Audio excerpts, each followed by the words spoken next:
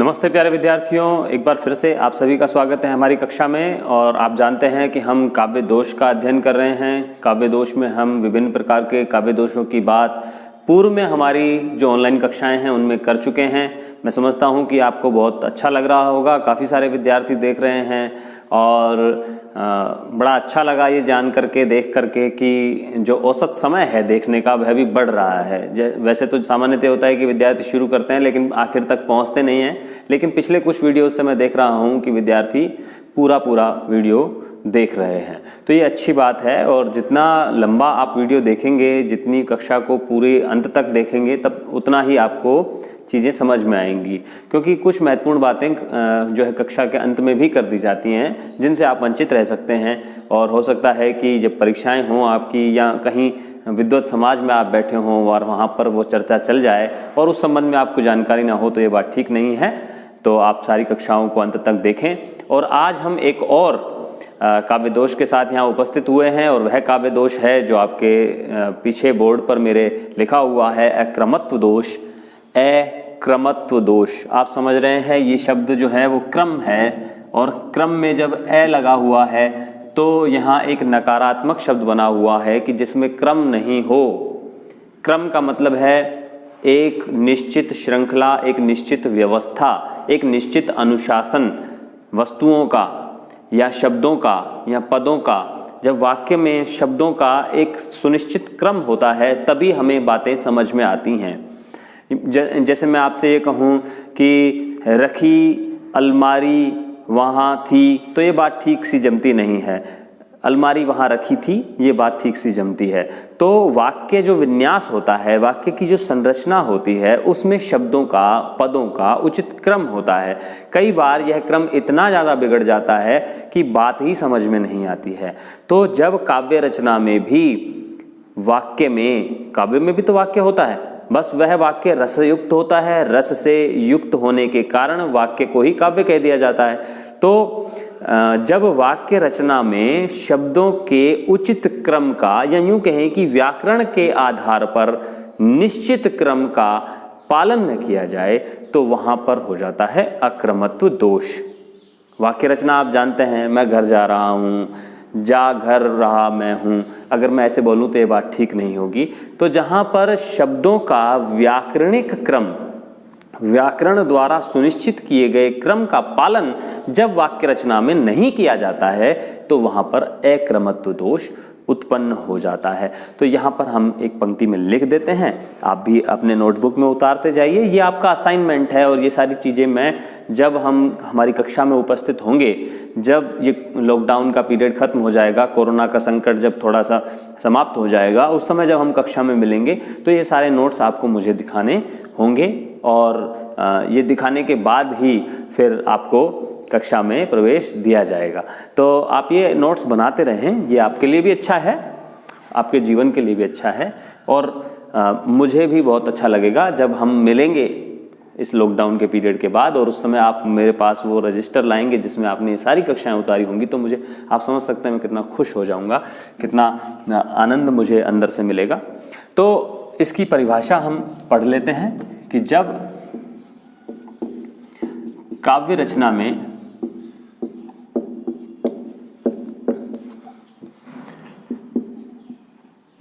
वाक्य में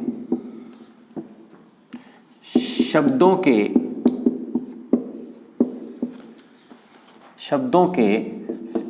व्याकरणिक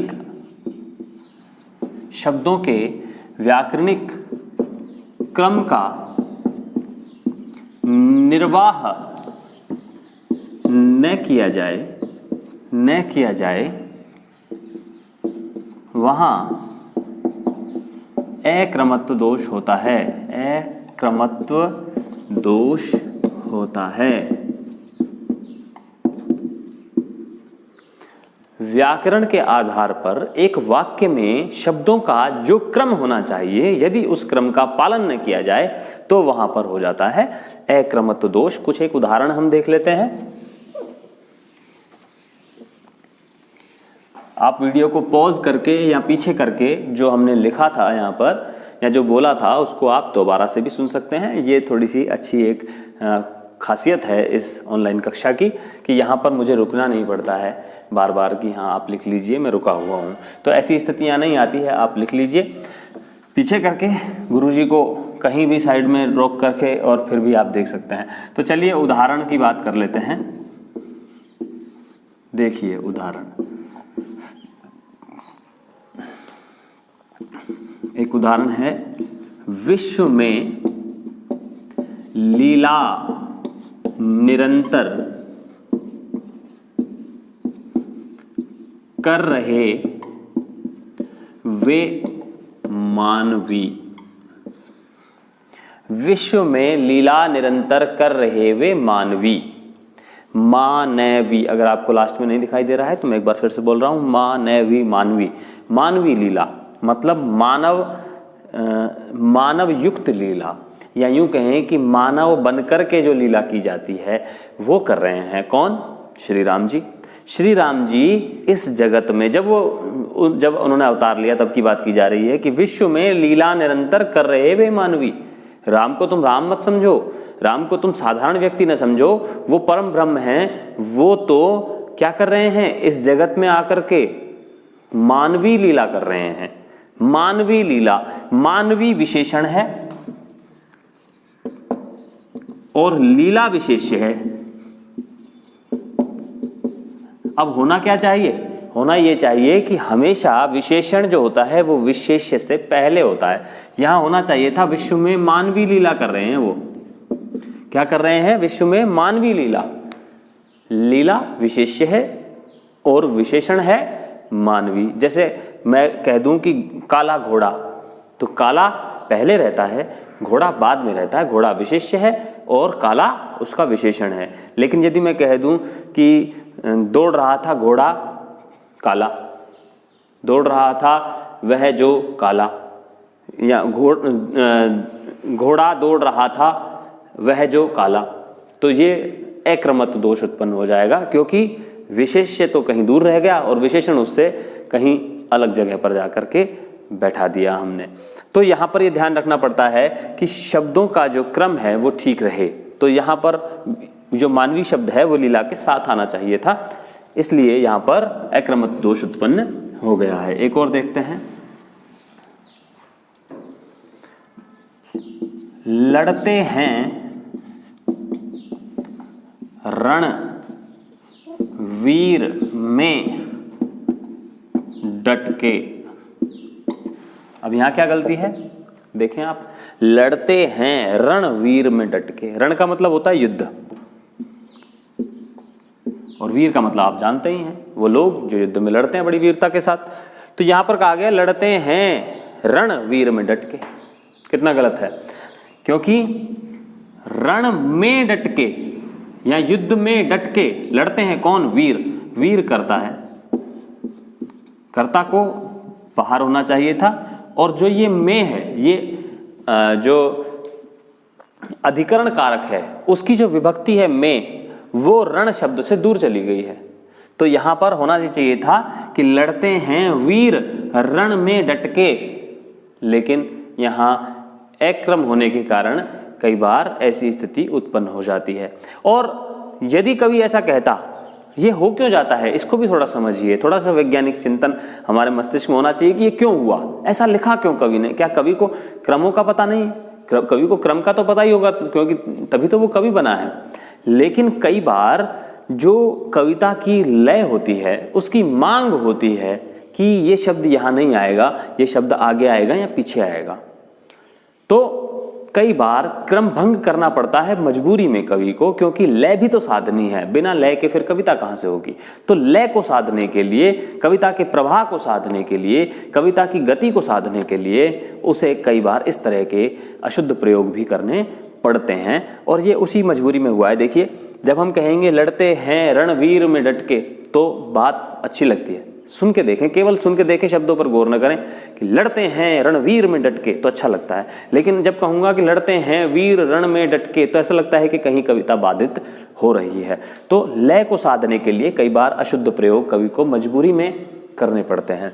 आगे चलते हैं, एक और उदाहरण देखते हैं। लेकिन उस मजबूरी के कारण फिर कविता में एक दोष उत्पन्न हो जाता है एक और देखें, देश में मिलते नहीं हैं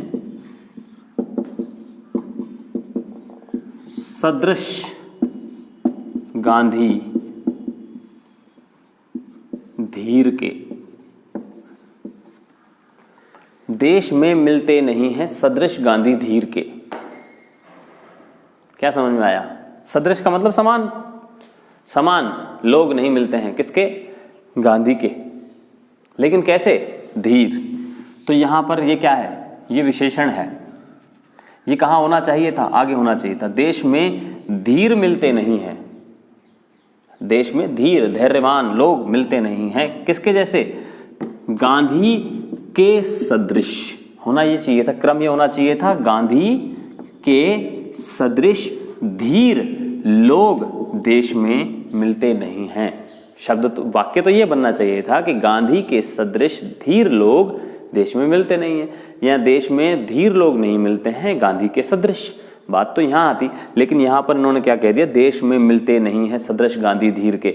अब कविता तो अच्छी लग रही है, सुनने में तो बड़ा अच्छा लग रहा है, क्योंकि लय को साध लिया गया है। लेकिन लय को साधने के चक्कर में, या यूं कहें कि लय को साधने के प्रयास में, इन्होंने ये थोड़ा सा अशुद्ध प्रयोग कर दिए हैं, शब्दों के क्रम भंग हो गए हैं। तो यहाँ पर भी कह दिया गया सदृश गांधी धीर के।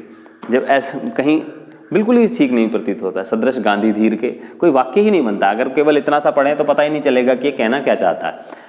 तो पूरी बात समझ में आ जाती है जब हम पूरे को पढ़ते हैं, तो हम समझ लेते हैं कि गांधी के सदृश धीर, गांधी के सदृश धीर देश में मिलते नहीं हैं। होना तो ये चाहिए था, लेकिन अगर ऐसे लिखा जाता तो फिर ये गद्य हो जाता, फिर कविता नहीं बनती।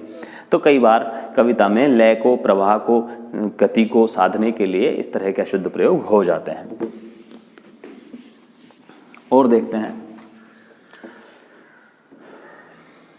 देखते हैं, देखिए, घंटों लेके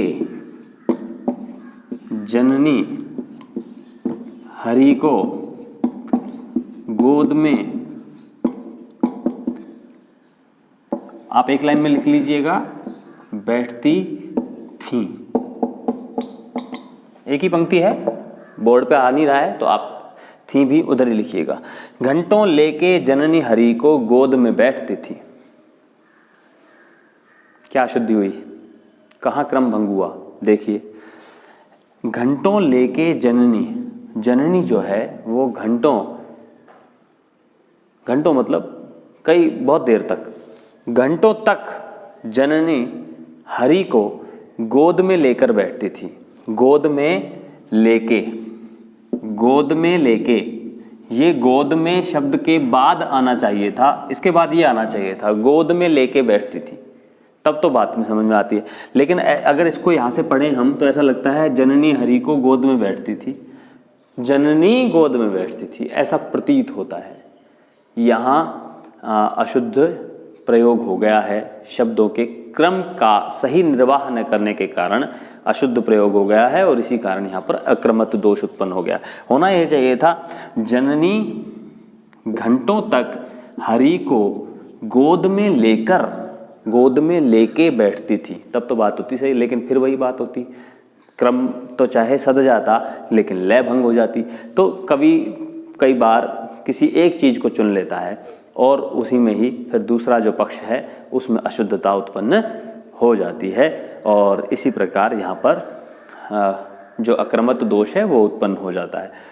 आशा करता हूँ समझ में आया होगा आपको। इसी से मिलता जुलता एक और दोष है, उसकी चर्चा हम अगली कक्षा में करेंगे, और वो जो दोष है उसका नाम है दुष्क्रमत दोष। आज की कक्षा आपको कैसी लगी? कमेंट बॉक्स में लिख करके बताइए। बहुत बहुत धन्यवाद, शुक्रिया।